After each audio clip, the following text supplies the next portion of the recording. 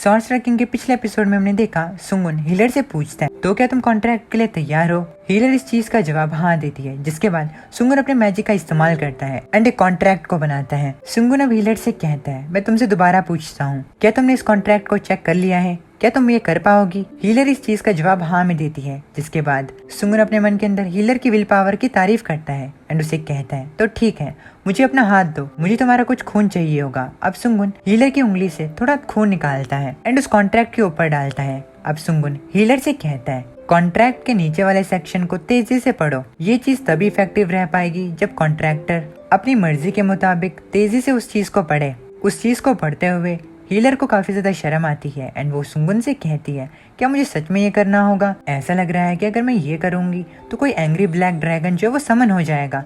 सुंगुन healer से कहता है तुम बस इस चीज को करो।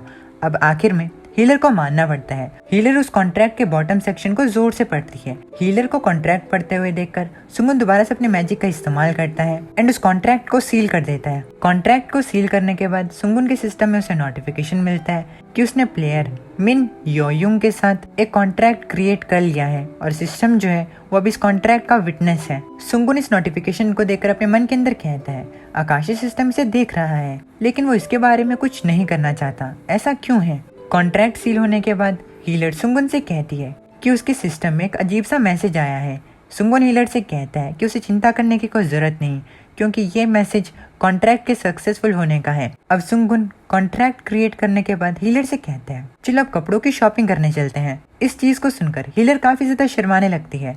कुछ टाइम बाद वो दोनों अपने लिए जॉगर्स खरीदते हैं एंड जॉगिंग के लिए निकलते हैं। दौड़ते हुए हीलर बात करती है कि उसे लगा था कि सुंगुन जो है वो उसे डेट पर लेकर जाएगा। सुंगुन हीलर की इस बात को सुनकर कहता है बहुत बुरी बात है, लेकिन हमारे पास इसके लिए समय नहीं है।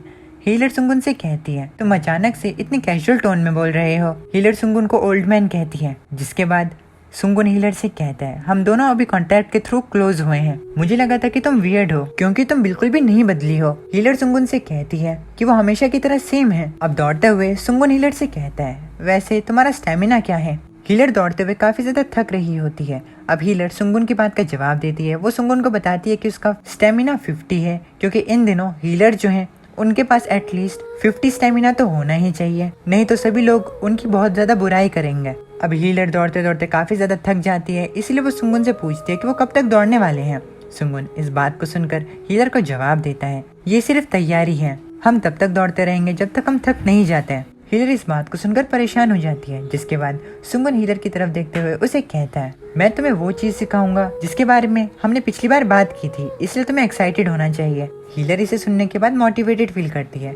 कुछ टाइम बाद वो दोनों काफी ज्यादा थक जाते हैं, जिसके बाद वो दोनों रेस्ट करने लगते हैं। अब सुंगुन उन दोनों के लिए पानी की बॉटल्स लेकर आता है।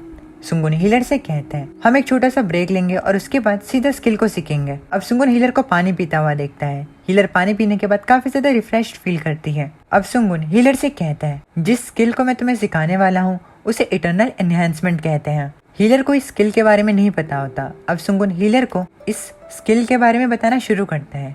सुंगुन हीलर से कहता है अवेकन लोग जो होते हैं वो अपनी स्किल को एक्टिवेट करने के लिए माना का इस्तेमाल करते हैं, है ना, लेकिन उस समय पर जब वो माना अपनी बॉडी पर अप्लाई करते हैं तो वो एनर्जी में बदल जाती है, जिसे कि लाइफ फोर्स कहा जाता है। ज्यादातर लाइफ फोर्स को ऑरा कहा जाता है। ये पावर जो है वो तुम्हारी फिजिक को स्ट्रेंथन करती है। ये कहना कि तुम्हारी फिजिक कितनी स्ट्रॉन्गर हो वो सब तुम्हारी ट्रेनिंग पे डिपेंड करता है। ट्रेनिंग से तुम अपने डिफेंस को एक टैंक के डिफेंस से भी ज्यादा स्ट्रॉन्ग बना सकते हो और अपने अटैक को डैमेज डीलर्स के अटैक से भी ज्यादा स्ट्रॉन्गर। हीलर इस बात को सुनकर अमेज्ड रहती है। अब सुंगुन हीलर से कहता है लेकिन तुम्हारे केस में अब क्योंकि तुम एक हीलर हो तो इटर्नल इनहेंसमेंट सीखने के बाद तुम भी मॉन्स्टर्स को सोलो हंट कर पाओगी। मॉन्स्टर से फाइट करने के बाद तुम खुद को हील कर सकती हो। तुम बिल्कुल हीलर डैमेज डीलर की तरह होगी, हालांकि तुम एक टैंक के लिए सूटेड नहीं हो। सुंगुन की बात सुनकर हीलर सुंगुन से पूछती है कि ऐसा क्यों है। उसने सोचा था कि इटर्नल इनहेंसमेंट को सीखने के बाद उसका डिफेंस जो है वो भी ऊपर चला जाएगा। सुंगुन हीलर को बताता है डिफेंस हाई होने का मतलब ये नहीं है कि तुम एक टैंक हो। एक टैंक होने के लिए तुम्हारे पास एक साइकोलॉजिकल स्किल भी होनी चाहिए। हीलर इस बात को सुनकर कहती है साइकोलॉजिकल स्किल। कुछ टाइम सोचने पर हीलर को पता चलता है कि सुंगुन एग्रो की बात कर रहा है। सुंगुन हीलर से कहता है तुमने बिल्कुल सही कहा, सिचुएशन पे ये चीज डिपेंड करती है, तुम एक सपोर्टिंग टैंक की तरह भी रह सकती हो। वैसे चलो अब शुरू करते हैं। अब सुंगुन अपने हाथ को हीलर के सर के ऊपर रखता है।